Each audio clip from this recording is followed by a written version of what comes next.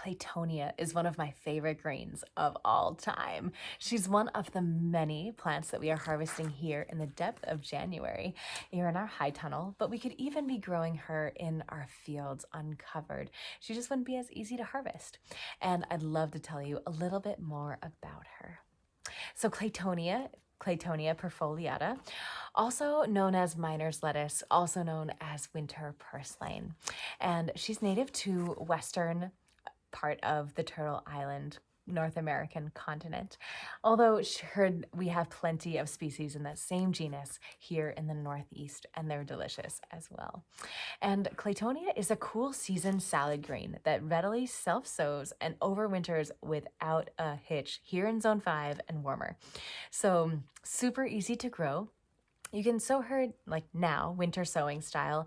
We love to sow her 4 or 5 weeks before final frost in fall. And that way she has time to establish this beautiful emerald carpet. And we've already harvested once.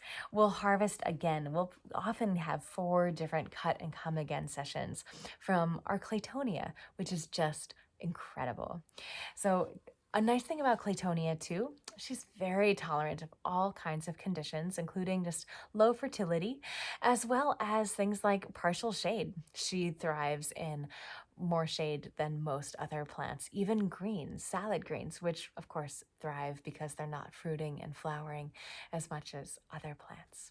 So another thing to keep in mind, she's quite short. Just 6 inches is about as tall as she'll get. And she starts out with these beautiful kind of heart-shaped leaves. And then as she starts to go to seed in the spring, she'll turn into almost these lily pad type leaves with these beautiful white stellaria type flowers in the middle. And she's delicious throughout. As a tiny little sprout, she's delicious. At this stage, divine. And honestly, even when Claytonia is going to seed, she gets even more crunchy.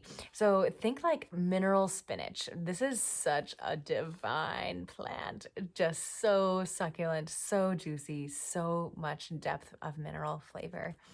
And another wild thing about Claytonia, she loves to germinate in cool soils. She literally doesn't germinate in warm soils of summer.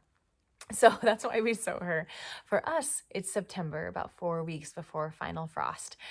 And honestly, if you sowed her in the summer, she wouldn't germinate. And here's kind of the thing. She has a perennial presence, even though individual plants are annual.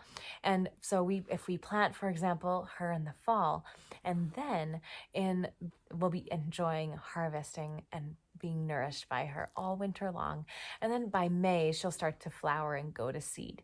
And if you let her go to seed, then those seeds will drop on the ground and they will then sprout.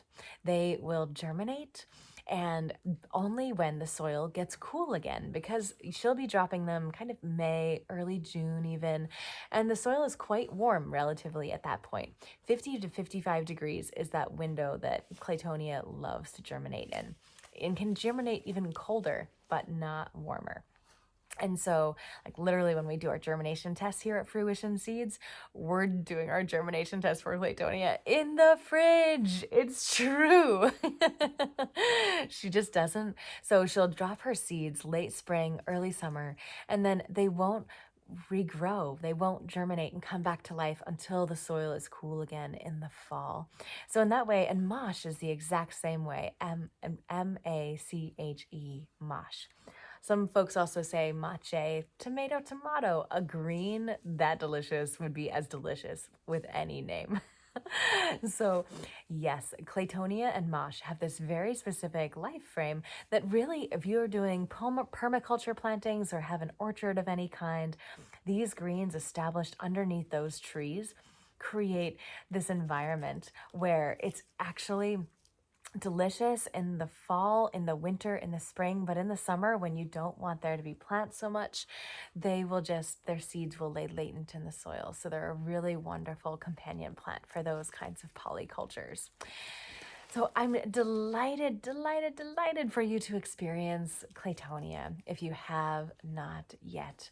She is most sincerely, and I know every mother says this about every one of her beautiful, brilliant babies, but truly, Claytonia is one of my favorite plants of all time, and I'm so honored to share these seeds, so delicious and so resilient, with you.